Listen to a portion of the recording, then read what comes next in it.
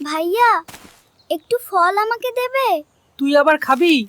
যা গিয়ে ঘুমা। আজ এত কাঠ কাটবো, পুরো বাজার আমি দখল করে ফেলবো। ও হে মানুষ, আমার ডাল কেটো না, আমি তোমাকে সোনার আপেল দেব। দেখি কি দিতে পারো তুমি। এই সামান্য কয়টা আপেল সব দাও, নইলে গুড়িয়ে দেব তোমাকে। তুমি লোভী, এবার শাস্তি পাবে।